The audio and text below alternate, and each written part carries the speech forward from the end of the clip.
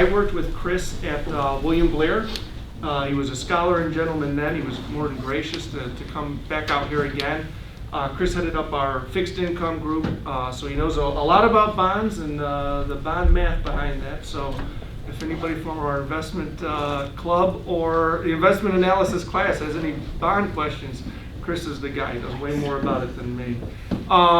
So Chris is, he understands that we have a diverse crowd here, so even though he's from the CFA, don't worry if you're not, terribly excited about the CFA curriculum and so forth. I think it'll be something for everybody here. And one thing that, in speaking with Chris heading into this, something I was reading just this morning was the idea of resiliency, right? And it was talking about how in the face of like AI, and this is something you guys all know, but like in the face of AI and how jobs probably in the future, no one's gonna probably have a 9-to-5 job because AI and everything else. It's really about resiliency. And when I think back to when I did the CFA, and of course Chris did as well, it was really resiliency was like the way to sum it up, is that it isn't just about having the skills and the know-how. Employers more and more need resiliency so that you can adapt to a modern workforce. And Chris has his, with his work with the CFA Society in Chicago, has a pulse on these things, and that's why we wanted to bring him out here to speak with you guys. So without further ado, Chris Vincent. That's very kind of you. Do we have like faculty back here, just so I know the lay of the land back here? No, we're just adult learners. Adult learners. Lifelong learners. When you're through learning, you're through. Good morning. Thanks to the students for being here. Thanks for the invitation from David. It's a pleasure to be here. This is my first visit to Lewis University, and I'm going to stand behind the podium and lecture for an hour. I'm going to put you to sleep. Fine, guys. In Asia, the chief investment officers, which is the highest form of flora and fauna and what have you, the chief investment officers in Asia are from fixed income. Because when fixed income markets are working, everybody's okay. The equity analysts, the equity portfolio managers are fine, happy. But when stuff hits the fan, like I say, when the fixed income market isn't open, and people go, well, the market has to always be open. No, it doesn't.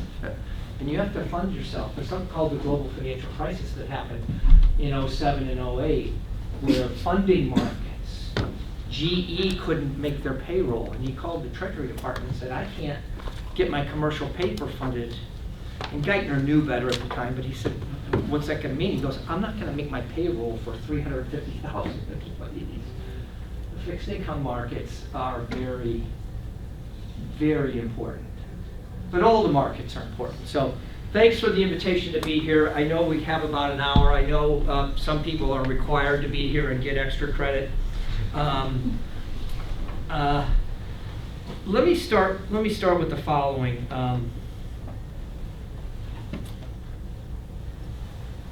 I think you're very lucky to have faculty like David and the other faculty members here. I think you're extremely fortunate, and I mean that. I actually did an undergraduate and a graduate program, and the experiential learning wasn't as important and popular. So we feel fortunate to have people like this in the university setting. So you're very fortunate. You're also doing something right. You're also either lucky or skill or both. Good decisions. You're doing something right. You're studying. You're in university. You're in this room today. And you're doing something right. The question is, what's next? How do you keep making good decisions? What's out there? What's the menu? What are things? What are the opportunities? Where should I look? Where should I go? What is it all about? Stop me in the middle of things, and we'll take questions as we go. Okay? We'll take questions as we go.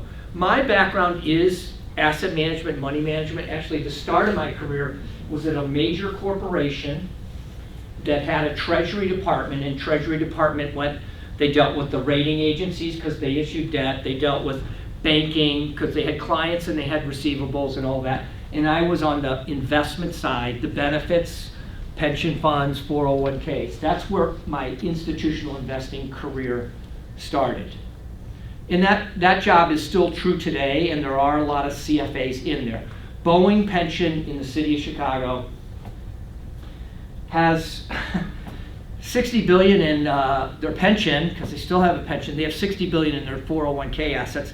That's $120 billion, and there's a staff of about 8 or 10 people that are looking at it. A lot of our CFAs, Chartered Financial Analysts, we'll get to that in a second. But that's a team that is working on investing assets, okay? And if we go back even a little further, my undergraduate degree is in a BA in finance. I was an unremarkable student. I was young, started undergrad at 17. I was immature, I didn't understand it. I was not motivated, probably. It was a much, much, much better graduate student. I went to St. Louis University, which is a Jesuit university in St. Louis. It's old. I had some good professors there. It pales in comparison to a school down the street in St. Louis called Washington University. Solomon Brothers recruited out of there. Quaker Oats recruited out of WashU. But I did my graduate while I was working full time, and I did it at night, in the middle of the winter, driving to campus, trying to find the buildings, but I was a much, much, much better student. I personally rate my CFA, the Chartered Financial Analyst designation that I have, as my most important accomplishment. And for me, and this would not be a dissimilar story that you would hear from a lot of people, it's made a difference in my career. It may be right for you, it may be not. Depends. There's a lot of variables on there. A lot of variables on there. I'm not trying to sell it to you, okay, if it's right for you, but I do want you to know that it is, notwithstanding that I have it, but look at Professor Townsend, he has it. It's hard, it's difficult, it's challenging, but I bet every student in here, if it's right for you, that you can do it. I bet you can do it. We don't hand them out at the train station like a free newspaper, okay? So that's a little bit of my background, and then I came to Chicago and I started managing money. I invested money. My clients were like Baxter International, Chicago Police Pension Fund, etc. That's the institutional wing of the party. So my background is money management. My job, I consider my job was to monetize information, see the future in economic terms and in business terms. And we'll talk a little bit about that later. I'm getting ahead of myself here. So the CFA, the Chartered Financial Analyst designation, it's not a license, it's a credential.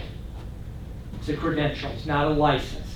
To sell securities, the government regulators, the SEC and the exchanges, you have to get licenses. They have numbers. That's a license to operate in certain markets. The CFA is just is a credential.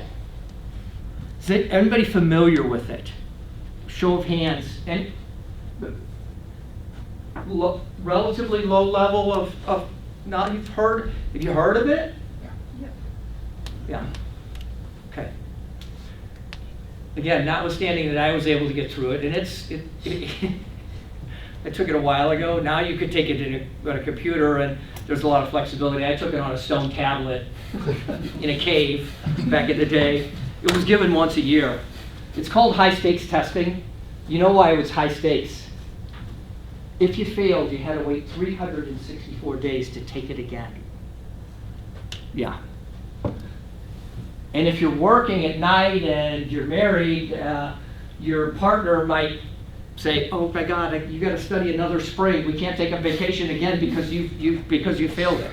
It's high stakes But the exam is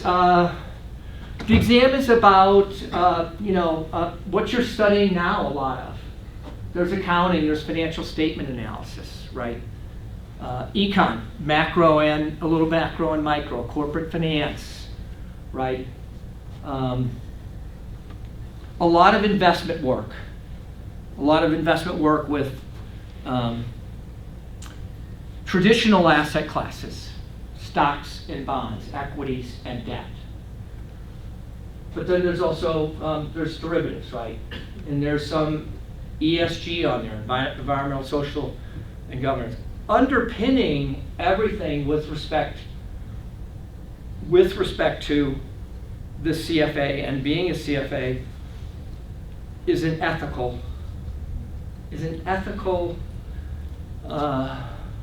philosophy. And it's pretty simple when you get down to it. Finance is complex, and there are standards, and there's a code of conduct and things like that as conducting oneself as a professional. But ultimately, a lot of it comes down to putting the client first. That the client's interest, their well-being, their opportunity to make an investment comes before you and your employer personally. You must put their outcome. And I think you probably know it. I think all of the faculty here probably, and the university, espouses an ethical framework of decision making. Finance. Some people contend that the word finance, that the root of the word is a French for to complete. And finance is a noble profession. We're matching people who need to raise capital with people who have capital to invest. People want to invest for the future, for their kids, to accomplish goals, and it is a noble profession. There are some people that, of course, there's a human element of greed and fear that drives markets, and there can be bad behavior, right? And that gets the headlines. But the reality is a lot of people who are working in finance, generally, broadly speaking, finance, behave ethically, and the clients benefit from that, right? Society benefits from that. We'll talk about that. We'll talk about that a little later. But the CFA exam used to be very, very focused on the buy side and the traditional career of analyst, trader, portfolio manager, managing money for institutions. That's what I did. It was an analyst in fixed income. You sit on a trading desk and you trade, and you might be the portfolio manager making the ultimate decisions, right? That's the roots of it. But nowadays the CFA really means a broad capital markets knowledge.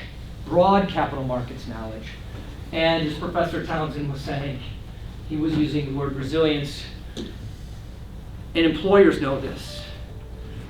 It's broad capital markets knowledge and grit. I said everybody in this room can do it if you want to, but it's work, it's grit. They call it like 3 football fields on level, there's 3 levels. Level 1, a lot of what you're learning now is level 1. Cameron could actually speak to that. He's preparing to take one in May and just finished graduate school here, and a lot of that are things that you are learning. Okay.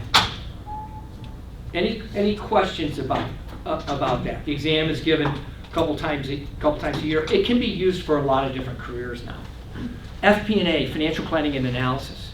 We have people at Boeing, at Walgreens, at Abbott Labs, at AbbVie that are in the Treasury Department or even a business unit. Strategy, right? Corporate strategy, corporate development, looking at M&A deals, and the CFA is a value there. Any questions so far?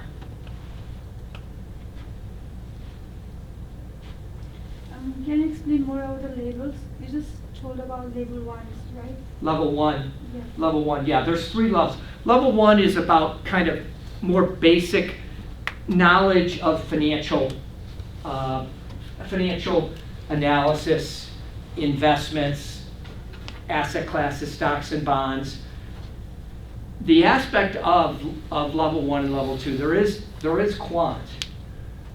Finance has become extremely quantitative with the amount of data that needs to be analyzed right now, right? And that's only growing. So that's level one, is kind of the basic, the fundamentals, a lot of nomenclature, a lot of vocabulary of what it means, like equities, small cap versus large cap equities, etc. Two is more applying it, is more taking the analysis to a deeper level. I think one of the classic ways that level two is harder, and most people think level two is the hardest exam, right? Is something like you get into foreign currency in the financial statements versus not doing that at the level one. It's a great question. Level three is truly the application of it. It's considered more portfolio management, synthesizing all this information and creating a portfolio for different types of clients, right? In an insurance company, there's 2 flavors of that, life versus property and casualty, and they have different time horizons, right? They might have different risk tolerance because of that. Writing an investment policy statement, right? And I will go ahead and say it now. What Professor Townsend and I took at level 3, did we talk about this? At level 3 now, there are 3 different flavors. I call it pick a major at level 3. Did we talk about it? No, I was doing paper-based, Chris. You were on the tablet system still. So at level 3, there are 3 specialized pathways. Level 3 is now half of the 3rd level. The ethics and a lot of that is consistent, but half of the exam, roughly at level 3, is now 3 different flavors, which reflect career paths in the marketplace. So the exam is some 65 years old. The exam first was given in 63. Now you can emphasize at level 3 in your exam traditional institutional portfolio management, which Professor Townsend and I took, or you can specialize private wealth management. There are more people that didn't do what I did and worked for the large pension funds and institutions, but are working for individuals or high net worth families. And it's a very satisfying career. Frankly, if I did it over again, I'm just going to give you a little meme. If you work for Boeing Pension, and nothing against Boeing, okay? Nothing against them. But if you run money for Boeing, run money meaning manage money, they've given you $100 million to beat the S&P 500. And they're paying you a nice fee. And you get a nice compensation package with the Boeing Pension Fund, from the Boeing Pension Fund at, let's call it William Blair. And your benchmark is the S&P 500. Everybody understand it? That's the level of risk they want. And you have said, as an active manager, right, that you're going to beat it. Their option is to take, the Vanguard Index Fund at like almost nothing, right? It's a passive. It's done by a computer. It's very cheap, and you know what you get. But you run money at the end of the year, you're up 17.9, and the benchmark is up 18. And so you've underperformed. Let's set the fee aside for a second here. You've underperformed. Are they happy? Do they have other money managers saying, I was up 18.5, I was up 19, can I have that $100 million and the fee associated with it? It is extremely competitive marketplace, right? Ever heard of BlackRock? Heard of BlackRock? Yeah. They're larger than the Fed's balance sheet, right? Be a great place to work for a couple of years, right? So You make 17.9 for the Jones family. And you're working at Morgan Stanley, William Blair, Goldman Sachs, Robert Baird, and you make 17.9 for the Jones family. And they're two high earners. They're trying to build wealth for the kids to go to school, et cetera, et cetera. You make 17.9 for them. They're not saying, hey, the index was up 18, you underperformed. They're like, I'm like, thank you. Thank you. Right? They're investing for the future. They're not looking at the benchmark like it is everything that I have to have that. They're like, okay, we've talked to you a couple times a year, you understand what we're trying to do, right? That's private wealth management. And it is something that wasn't something that a traditional CFA did, but do now, right? So, but back to the CFA exam, it's given, level 1 is given 4 times a year, it's given on a computer, there's test prep for it. With all due respect to everybody in the room, and you have a lot of highly educated folks here, back in the day, to be in investment management and money management and work at BlackRock, work at Fidelity, work at William Blair, you almost needed an MBA and a CFA for career insurance. We used to describe it that way. And it's changed a little bit since then. The importance, the CFA exam is very important, and it's a signaling to the marketplace, but also, the quantitative skills are very much in demand. The idea isn't to be the best coder in the world. Let me take that off the table. The idea is to be able to query a data set. The idea is to be able to take the data and information and logically, so critical thinking skills to say, okay, what am I looking for? What does the data tell me? What does the history tell me of this type of investment strategy? If I chose this decision versus that, what are the outcomes? What are the results? And the ability to logically think through and query a data set to come up with an idea, a solution, a product to outperform the market or to satisfy your client needs. Any questions there? Further on being a CFA is the following.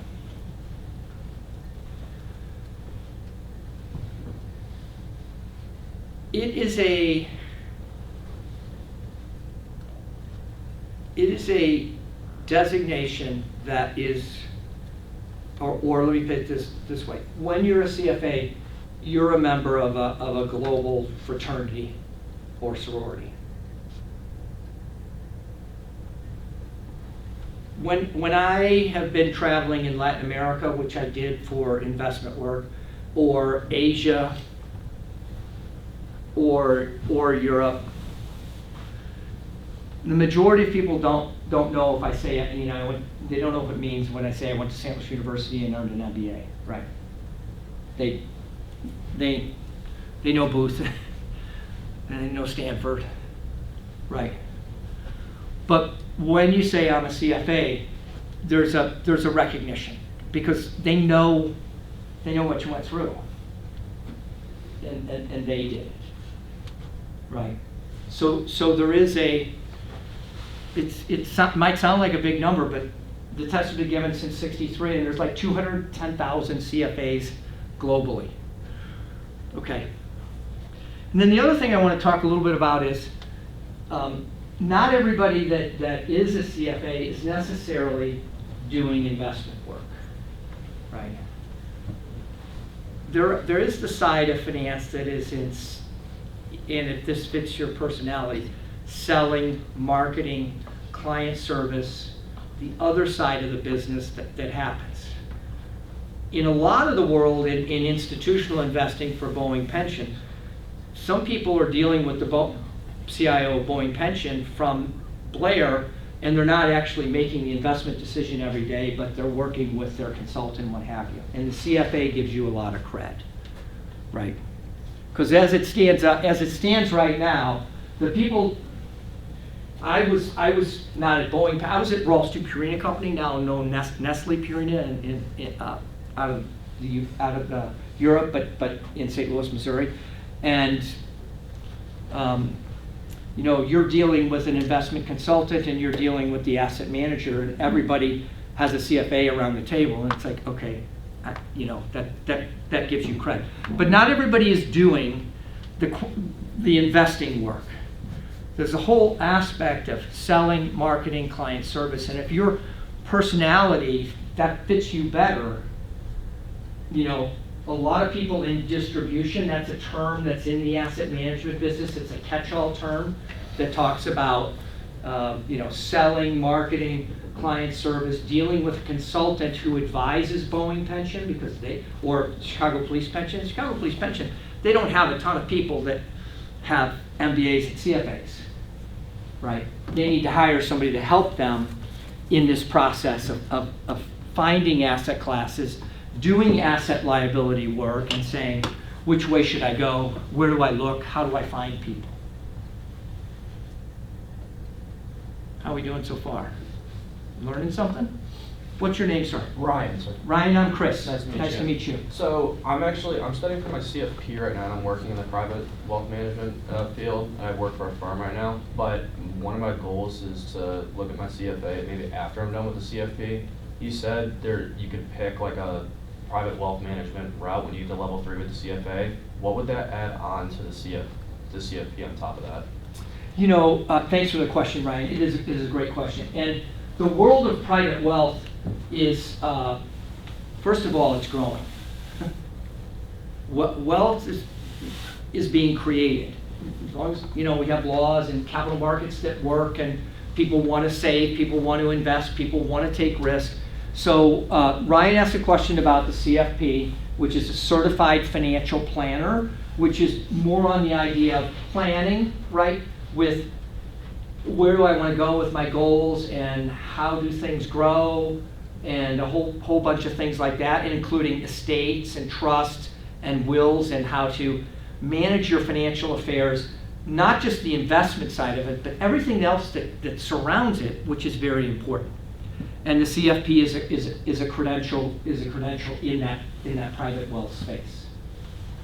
Now, to answer Ryan's question about level 3, and there's something called a specialized pathway, which is private wealth. The reality is that I think more about a signal of where I might want my career to go, because whether it be planning for CFP or investing for private, there's a lot. So I think it is more an indication of an appetizer, if I might use that word. I mean, because there's such a wealth of knowledge. What I will say to Ryan's question, though, is the following. So, to what I said a minute ago, private wealth is expanding in a massive way. 25, might be 25 years. I'm going to look at the gray hair in the room. Like, there was something called Microsoft millionaires, right? Because Bill Gates' stock had gone up, and these people retired, and they were known as a Microsoft millionaire because they had worked for Microsoft. And they're like, well, those, you know, and now they're cashing out of the 401k, and they own the stock, and it's like, what are they going to do? And they're like, they need investment advice. They were writing code for Bill Gates, and now they have this money, and they're retired, and they're like, you know, I want to take vacations, and what do I do? Wealth now has several planners on a team. I don't mind telling you this. You know, I was with William Blair. Professor Townsend and I worked at William Blair. Does everybody know William Blair? It's like a tiny. I call it a tiny Goldman Sachs or J.P. Morgan. And it's private. It's not traded on the stock market. But the wealth team's there now, and I'm a client of William Blair Private Wealth Team, and that team probably has 2 or 3 planners, Ryan, and about 4, 5, 6 CFAs. So wealth now has teams that are very specialized. I think level 3 would give you an appetizer, honestly. I stood in front of about 30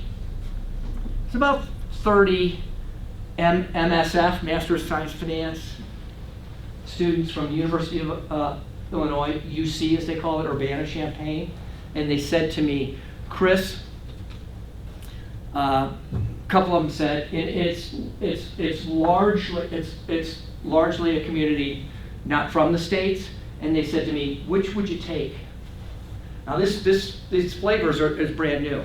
They said, they put me on the spot and said, which would you do? And I defaulted to, I'd take the traditional classic institutional portfolio management one. Okay? That's my answer. There are more and more people that have a CFA and a CFP. All depends on the size of your team. With respect to wealth, and let's go another layer deeper.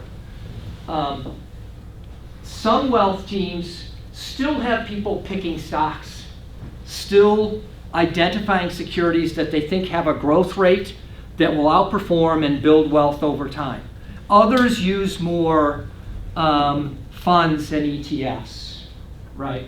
They use something to get representation in the market, and they're not picking individual securities. It depends. I want to add one more thing to Ryan's question for you all to know. At our organization, CFA Society Chicago, we use society, you could call it a chapter. I had a recent event, probably last summer, and it was called an update on the advisor space. An advisor meaning someone dealing with individuals, okay? And I had 4 people on that panel. And this will give you the, I hope is informative for you. I had a woman who was a CPA, came up through public accounting, is a CFA. She's mid-60s. She actually basically has her own team at Morgan Stanley. She's under the Morgan Stanley umbrella, and she's a private wealth advisor and has done very well there. I had a younger guy who has his own firm. He started his own RIA, Registered Investment Advisor firm. He was in institutional. He covered like healthcare for Harris Associates, and he started his own firm. Out of his basement, his wife's a partner at a law firm. He's got now 18 clients, and those clients are going to grow with him. And then we had a guy and his dad who left William Blair and set up their own shop, right? Private wealth has all different kinds of flavors. I think with the growth, you'll see teams in the private wealth space that have CFPs, that have CFAs, they have, maybe some people have both. Helpful? Kind of a little follow-up question. The props are coming at me. There should be a layup. I mean, you've mentioned you've got the traditional investment pathway on the 3rd level, and you've got private wealth. What's the 3rd? Oh, I'm sorry. Great question. The 3rd flavor is, are you ready? Private markets and private assets. Which everybody kind of familiar, at least with a headline level. The stock market is public or listed, right? But there's something that's also private, right? Private equity,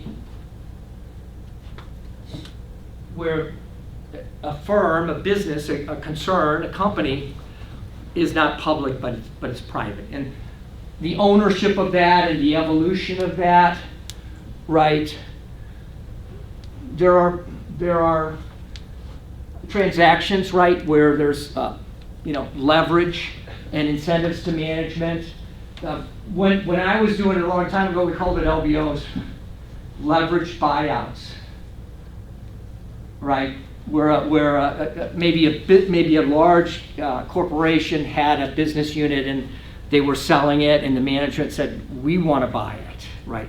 We actually want to get away from the corporate umbrella and not have to deal with all the corporate things that are going on, and we want to run our business. We know our customers. We know how to grow it, right? We know how to make new products faster without all the overhead, right? And so this private markets. The other term, what's a term for this asset class? What do they call private equity, private credit? maybe real estate, maybe infrastructure. Anybody know it? Starts with an A. Alternatives. Ever heard that term? So alternatives means some asset classes that are outside, not the public stock market, not the bond market, not the traditional markets, but alternatives. It's become a very, very popular asset class where there's a lot of money being invested. There's a guy now deceased named David Swenson. I think it's all E's in there. He was the chief investment officer of Yale's endowment. So Yale, Ivy League school, big endowment. And he started investing in a lot of alternatives. And he was successful. Now we could debate why he was successful. Was he early? Did he have super skill in identifying people? This has become popular. And it is a high-paying area of the marketplace, of the job career spectrum. We actually think we meaning CFA Institute, we actually believe that we have a lot of people working in alternatives, and in particular private equity, which is highly related to investment banking, so to speak. We just happen to think that they're not at the Apollos, the KKRs, the Carlyles, and the Blackstones. Those are firms like Fidelity in public markets, Wellington, PIMCO, right, and the aforementioned BlackRock. We think we have a lot of people working at middle market sized firms that are CFAs, and we believe it's of value there. But that's the third flavor. The third flavor. And more level 3, two-thirds are picking the institutional, the traditional. My safe pick, right? We have more people picking private markets than private wealth, although we believe we do have more CFAs working in private wealth. Wasn't designed that way, but the marketplace has grown. Institutional has shrunk. There's firms like BlackRock, you have to have a mega size now of AUM. Everyone understand AUM? AUM, it's a quick way to measure size of a firm, assets under management. So, yes sir, I'm sorry, your name is? Dan. Dan, I'm Chris. Yeah, nice to meet you, Nice Chris. to meet you. I just had a question. So you mentioned that alternative asset classes are growing and there's more investor interest in that. I was going to ask, would you consider something like cryptocurrency an alternative investment class, or is that more speculative investment, I guess? It's a great question. It's a great question. I would probably, you go either way. We just had an event on blockchain and crypto. I just had a society event, and by the way, here is what I am trying to sell you. We have a student membership for free. And you could have seen these people. Where things, Dan, is going, the definition of that could be variable. It's certainly not a traditional asset class like equity and debt or fixed income. Would it fall in there? Possibly. More and more, there was a front page story in the Wall Street Journal over the weekend, I think it was, front page, below the fold maybe, about hedge fund performance. And the hedge fund community would definitely be in the alternatives buckets, and there is a lot of crypto in hedge funds right now. So the definitions are not hard and fast. Yeah. Are not hard and fast, okay? But it's a good question. That makes sense. So it's kind of hard to define, but some of these hedge funds that are in those classes are embracing it. Yeah, somewhat. hedge funds are in the alternatives. I would contend in the alternatives bucket. That makes sense. Yeah. Oh, thank you. Thank you for that. Mark. Chris. Yes. Yeah, so as you've been talking, you seem very passionate about what you do and what you say. What was kind of your motivation going down this path? the CFA route and now being president of the CFA Chicago chapter? And what made you want to go down this route?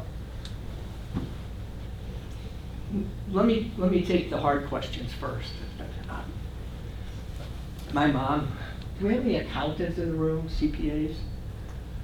My mom wanted me to be a CPA, Mark. It worked out pretty well that I went to CFA. So, I have an answer for you. And I ask this of students all the time, especially younger undergraduate students. I wonder if any of you ask this of your students, but I ask like a sophomore or a junior, have you taken an accounting class, have you taken an econ class, and have you taken a finance class? And which floats your boat, so to speak? Which interests you enough? Which is capturing your attention? Which do you want to go deeper on? Which do you go, man, I'd like to learn more about that. I'd like to maybe work in that space, right? For me, it was corporate finance. Corp Fin 203, Roger Bai taught it. Can't remember what the text was, but it was a classic traditional text. And I was learning about CAPM. That's how old I am over there. I was learning about CAPM, but I also was exposed to the CFA. We had a professor who had a Stanford MBA and was a PhD from Stanford, and he was teaching at Mizzou's campus. And Mizzou was the number one ranked, wasn't actually ranked as a party school in Playboy magazine, because they said, you know what? They're like, where's Mizzou? And they're like, we're not putting the professionals with the amateurs. That is a true party school. And he told us every day how dumb we were to be in his class. And he was taking level 2 and 3. And then my mom was working in a firm, and she's like, Chris, someone has gotten their CFA, and she's like, we are making a huge deal out of this. They were mailing out things to announce that one of the partners had become a CFA. But I loved, corporate finance. I loved that class. And that put me down that route, right? But finance is such a broad category, right? Of there's credit card companies and the payment system, right? And then there's bonds and issuing debt and ratings. There's the sell side, there's the buy side, right? There's all sorts of things. But I liked the professor, and I liked the material in my corporate finance class. Does that answer your question? Yeah, it does. Yeah. Something else? We got a little bit, here we go again. You go ahead. Yes, please. Oh, okay. So you mentioned your job as to monitorize the information on news. Yeah. And nowadays people in the fund manager have access to more information and the process speed, and they compete for information to invest, right? How do you see the trend that, over 30 years before, we may not have so much information getting in like a millisecond, but now you can get a lot of information. What do you see the trend in the future? How would the information would affect the investment choices? Yeah. I don't think we're going to ever go back to like having maybe less information. I think there is more and more, and the question is, how do you process it, right? There's traditional information, balance sheet ratios, that is easily done. The more alternative data of traffic patterns, how many cars are in the parking spots at the Walmarts, right? To give you an indication of, is the economy growing or what have you. The alt data or unstructured data, that's where quantitative tools come in. But I don't think we're ever going backwards, right? Where there isn't more and more information. It's just the tools that we're going to need to process it. I was listening to CNBC on the way out here, and they were talking about a new tool that the Intercontinental Exchange, ICE, was introducing to their institutional investors, which was taking words and text and narrative from Reddit. Everybody know Reddit? And putting it into to try and determine signals, right? Sentiment. You have this now, CEO and the CFO and maybe the chief operating officer of a company do an earnings call. And there's tools that take certain words, or maybe even the inflection of their voice, to try and discern something that may be optimistic or pessimistic, right? So it is, we had in CFA Society Chicago, a guy at Bloomberg. He's since retired. He's very popular on LinkedIn, Ted Merz, M-E-R-Z. He's a CFA, and I had him come and speak to our society. And he had turned up, Bloomberg is not just financial information, but it's news. It's a news company, and he had worked on the news side of it, but yet was a charter holder, and I had him come to talk to us. I can't predict it, but I only predict that there will be more data that needs to be analyzed, to be turned into information, to potentially insights into the future, right? Now, when I talk about monetizing information, I always use this example. And this is going to, we have more experience and wisdom on this side of the room, and you're all younger people, but I'm going to give you the name of a company. And this is my example about investing in monetizing information. Anybody ever heard of a company that was called Blockbuster Video? Yeah. Yeah, okay, I should get some chuckles. Yeah. I should get some chuckles. That gives me some optimism, because I'm guessing most of you didn't drive to a strip mall, put $3 down, pick up video, drive home, put it in a machine, right? And if you were late, you owed an extra $1 when you went back. There was a company called Blockbuster Video, and that was their business model. And trust me, they grew and grew and grew. The equity was going up like this. They were putting those things in, right? They issued a high-yield bond. High-yield bond. Junk bond in the vernacular, lower rated credit quality ratings with a high coupon. Risk and return. The coupon was like 11, and is 11% a pretty good return? I mean, you've got to think about the risk, right? But 11%. So if you told your client, hey, I got you 11%, I got a tea time every day at noon at the club, we're golden. Got a 10-year maturity, we're golden for the next 10 years. Guess what happened? Guess what happened? They defaulted. Why? Because Yes, they did. That's the outcome. But why? I would say because they didn't adapt their business model and just got eaten alive by like Netflix and streaming services, and they closed stores down like crazy. Dan, Yes, sir. somebody invented a better mousetrap. Meaning service, right, product.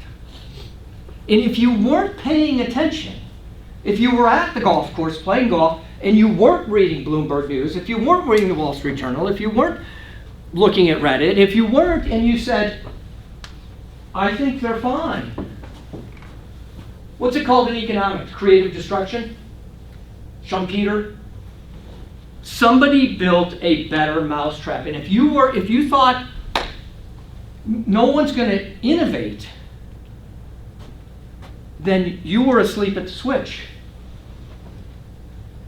And yes, they went BK, not Burger King, folks, bankrupt.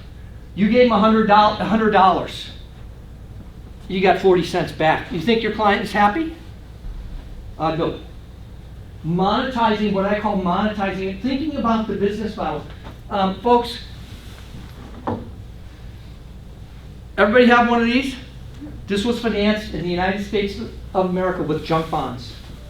The McCaw family out of the Pacific Northwest, they're billionaires. They got a family office, right?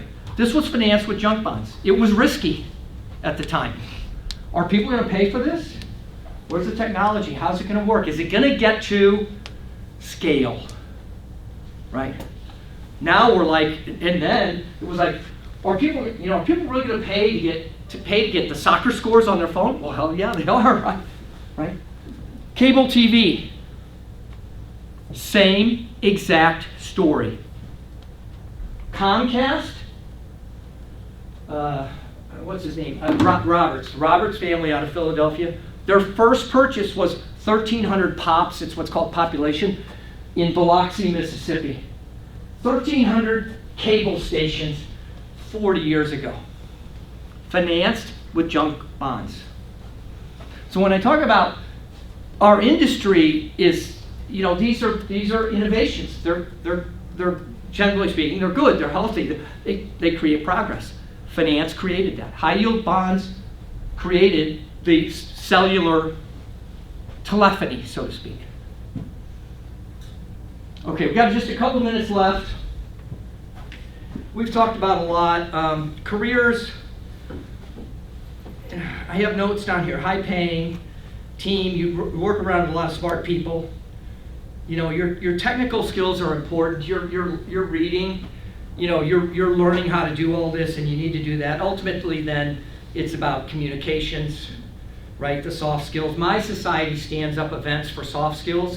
We call it. You've learned a lot through level 3, but then you get in the industry and I need to know more. I still need to know more. So a lot of people come to us. They come to us for a network. So anyway, let me stop there because we have a question back here. Going back to what you mentioned earlier in your presentation. The traditional path, perhaps 25, 30, 35 years ago, was to get both maybe the CFA credential as well as your MBA. How do you think that has changed from a market perception, reception standpoint, and should one precede the other? And is one of those really necessary any longer? Yeah. That's a leading question. I danced around it, and I appreciate you bringing it up because it's extremely important and valid. I use the term, so back in the day, so to speak, if you wanted to go to work at Fidelity, you wanted to go to work at BlackRock, you wanted to go to work for Morgan Stanley and be in the investment management business, it was almost a requirement to have an MBA from a top school and a CFA. I called it career insurance. There are a whole bunch of people in the city of Chicago, and I could name a lot of them, who, like me, didn't go to Booth or Kellogg, found myself in the Chicago market, and feel that the CFA was it got the chip off the shoulder of, working around, 18 Booth people, right? I think it has changed. I think the importance of the MBA is less than it used to be, and I think the CFA is very valuable, but also, having some quantitative skills, having some knowledge of data and information and statistics. Again, I'm going to repeat it. Not to be the best coder in the world, but to maybe be able to talk to your quant team and kind of understand what the quant team is working on, or direct the quant team. Quant team are data scientists, quant people, right, who are embedded, right? They can write the code. They're getting the data, right? And you're instructing them how to kind of manage, organize it, right, and put it into a useful output for you to use. But I'd say it has changed in that respect. Oh boy. I got one for you, Chris. Yeah, I This was is, afraid he would. So any entertaining story, there's some context here for Chris. He would manage multi-million-dollar portfolios for clientele. So I mean, he would go to investment committees. I don't know, quite the size of this room, and I mean, he was the man pulling the strings on the portfolio. So we talk a lot about the hard skills, but the soft stuff, articulation, and students are often confused when I say, well, like just learning how to communicate with people in an age with AI and quant and the rest. Like any entertaining stories of where like maybe you thought you were going to get fired because it was a reality. I mean, things would underperform. And how did you say, like the human element, any entertaining stories above and beyond just the hard numbers part of finance? Yeah, but I can't tell him here. Oh. Because the trustee of the Baton Rouge Police wanted to go to a gentleman's club, and I took him, and then legitimized the expense report of every other money manager in from New York, going, oh, Chris has got one of the trustees here, this is legitimate now. It's a great story. I will say this. I will say this. My partner was managing money for a small town, and it was for the police department. Actually, it wasn't a small town, it was Miami Police and Fire. And the trustees came in and sat down and said, performance doesn't look very good, and the officer took his gun out and set it on the table. And looked at my partner and said, you want to talk about performance? Yeah, no, the story I guess I would tell, David, is during the global financial crisis, which is 07, 08, which is Lehman bankruptcy, which is, some, again, greed and fear, too much greed in creating instruments to finance houses, and the classic, no offense here, but the barber or the woman working at the hair salon says, yeah, I own 4 properties now, right? It's like, how did you qualify for those? Well, I got money from 4 different places, and they don't even know what my balance sheet looks like, and that didn't lead too well. Well, at William Blair, which is at the time probably 80, 85-year-old investment bank, I was running the largest fund, which is a money market fund, over $1 billion. And if you break the buck, not exactly like going bankrupt, you break the buck though, it is like a bankruptcy because net asset value has to be 1.00, right, up $1 a share. I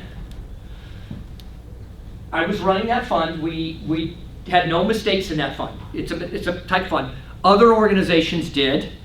That's what actually pulled the last one of the cards that created everything to go. Lehman Brothers. I remember exactly where I was. I remember going home on Friday, not in the money market fund, but in the bond fund. I owned Lehman. And I got off the bus. At, I was going to see my former spouse and her dog. I was at Delaware in the city, in the Gold Coast, and I got off the bus and I'm like, I should have sold that paper today. And ultimately, we took the mark on Monday. Bill Gross took the mark about a week later in CDS. And I said, Bill Gross is like the bond king. And my Lehman guy, my Goldman guy at the time said, trust me, he's long Lehman. And I'm like, there's no way Bill Gross is long. They took the mark. It cost us 66 basis points in one day, mark to market, underperformed the index, cost him 100. But I did go to the emergency room at Northwestern Memorial Hospital 3 times in 6 weeks during the global financial crisis. I walked in and said, I don't know if I'm having a heart attack. They're like, sit down, lay down, blah, blah, blah. That would have taken Blair down. That would have taken an 80-year-old investment bank down if we had broken the buck. We weren't near breaking the buck.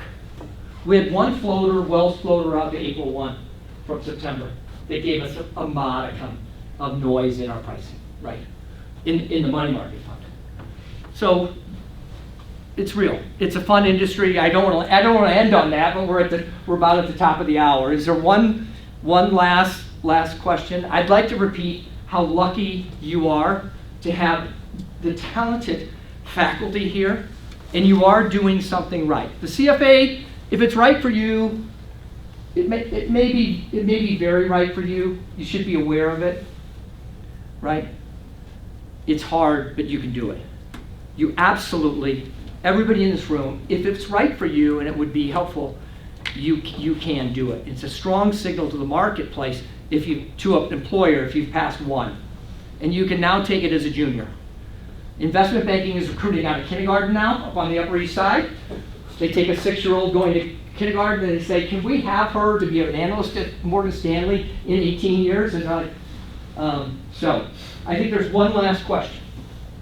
At the beginning, we talked about the ethics. About the Ethics. ethics. Yeah. Yes, please. What's the core part of the CFA programs about the ethics, and what challenge you face while doing your job related to the ethics? Wow.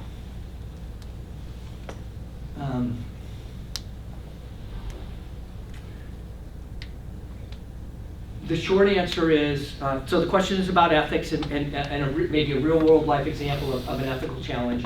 And I'm going to say it, we're a marketing person where you have a track record and there's kind of two products maybe in there, and a marketing person wants to kind of separate them maybe because one had below investment grade in it and one didn't. And for business reasons, for commercial reasons, to try and win a new piece of business, which was lucrative, where somebody said, well, can we take that benchmark, our benchmark apart and show it two different ways as opposed to one? And there are rules about that CFA Institute has created.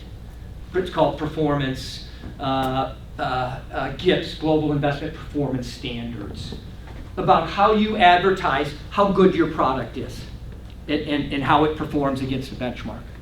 Great question. You are? Restaurant. Nice to meet you. I'm Chris. We are at the top of the hour. Maybe we'll squeeze one in. So basically, it's the landscape of technology even has changed since 2020. Back in high school, I was picking my major, which is marketing and finance, kind of dual together to an MBA. I thought I needed to learn like skills like Microsoft Word, like Excel, all that stuff. Now it's like AI, like auditing, it's like all that stuff, like data analytics. What are new skills do you think that is going to be extremely valuable in the next 15 years in the business landscape, like in general business? Well, it's hard to know, but AI is here and people are using it, but you have to be familiar with that. I don't know what's next. All I know is that something will be next.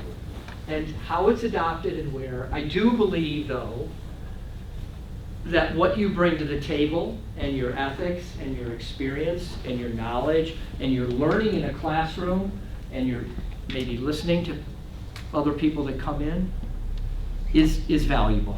I don't think we ever get out of the equation and you push a button and we all can play golf 5 days a week. I don't think that's the case.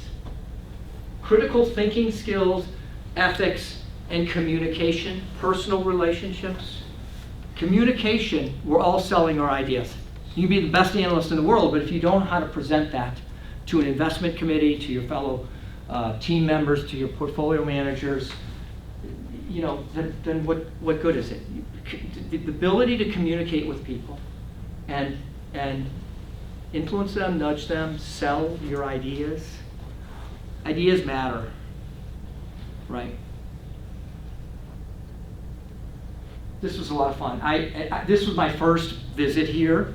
I'm so grateful to come out here, right?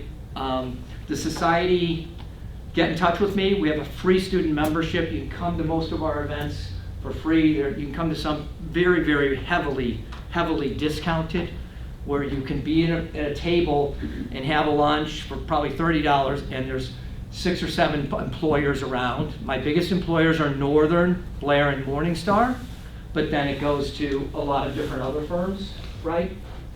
So, it's a pleasure. It's a pleasure to be around bright minds that are being guided by bright and experienced faculty. We good? Yep. We good?